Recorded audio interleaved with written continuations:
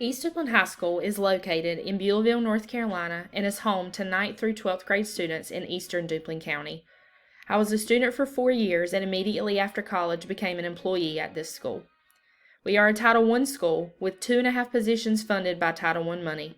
There are 100 people on staff and 850 students enrolled. Among the student population, the majority are white and Hispanic. We have low populations of African American, Asian, Indian, or biracial students. After reviewing the Teacher Working Conditions Survey, I was able to recognize an area of need for our school and for our teachers. The community involvement and support section of the survey showed that only 59% of our staff thought that parents and guardians were influential decision makers in the school. 69% thought that parents and guardians contributed to student success. And 87% of teachers agreed that parents and guardians know what is going on at the school. While this data isn't necessarily alarming and shows somewhat positive results, the accuracy of the results is questionable based on qualitative data that I collected. I was also able to recognize an area of need for our school and for our teachers with the teacher empowerment section of the survey. This section showed that only 67% of our staff feel comfortable raising issues and concerns that are important to them. 66% believe that the school improvement team provides effective leadership at the school, and 67% of teachers agreed that the faculty has effective processes for making group decisions to solve problems. When you think of how your staff feels about the school or their jobs, these stats are a bit concerning. My goal throughout this project was to give a voice to those who don't normally feel like they get one. Our disconnected team had members on it who had never had leadership opportunities previously. When looking at teacher empowerment, I glanced across campus in terms of PLCs, beginning teacher programs, and veteran teacher statistics. What I learned was that we are an incredible mix of beginning, middle, and veteran teachers. Even more than that, I began to count the number of teachers and parents that I knew were serving in some capacity beyond the classroom, and that number was small. I then began to brainstorm about how to incorporate more community and teacher involvement across our campus. The school improvement team and teacher working condition data trends, the quantitative data analysis, the meetings with Principal Ballard, and conversations with stakeholders shaped my belief in one thing. We need community support and to give our teachers a voice.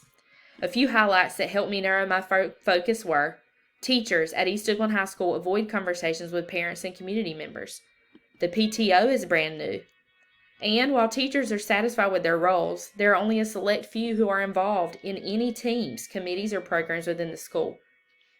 Not only that, we've seen a rise in the use and abuse of technology, and we're missing the sense of community.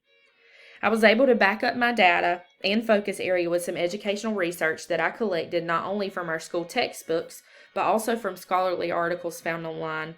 These references all spoke highly about the influence that parents have on student test scores and grades, attendance, social skills, and behaviors.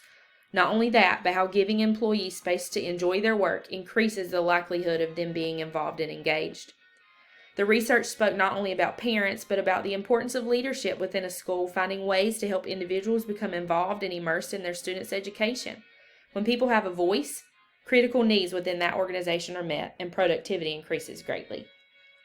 So, I knew I needed to encompass both teacher empowerment and community involvement. And after speaking with the administrative team, I was reminded of the event we hosted in 2018 called Disconnected. When presented with the idea of repeating that event with some minor tweaks, especially since COVID turned life upside down, the response was positive excitement. Here are a few of the highlights of Disconnected. Our mission? To address mental health, communication, and responsible technology use at East Oakland High School. These are some of the pictures from our previous Disconnected event. The students are going to go an entire day technology free. No cell phones, smartwatches, smartboards, Chromebooks, anything. Even the bells will be off. All of this in an effort to address the mental health issues that COVID and technology have brought to light. If the students go an entire day technology free, they will receive a free t-shirt and an outdoor event for an hour and a half. At this event, we will have free food, slushies, games, and a DJ. At our last event, the students had no issue jumping right in line to grab a snack or pick teams with the games that the PE department put together. We are expecting an even better turnout this year. The highlight of the event in 2018 was water slide kickball. We 100% will have this game again, but maybe with some added dish soap for fun.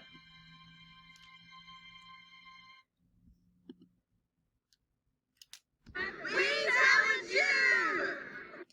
At the end of the day, we will put together a video to send to the other high schools within our county in an effort to challenge them to complete a similar activity. Although this project isn't quite over, I'm extremely happy with the progress we have made and the teamwork that has gone into this event. Our goal for May 13th is 100% involvement in our event. Principal Ballard and I both think that this event is something that can be held annually, and I'm incredibly grateful to have been able to be a part of planning and hosting an event that benefits the students of a school that is near and dear to my heart. I am looking forward to being able to update you all in just a few weeks.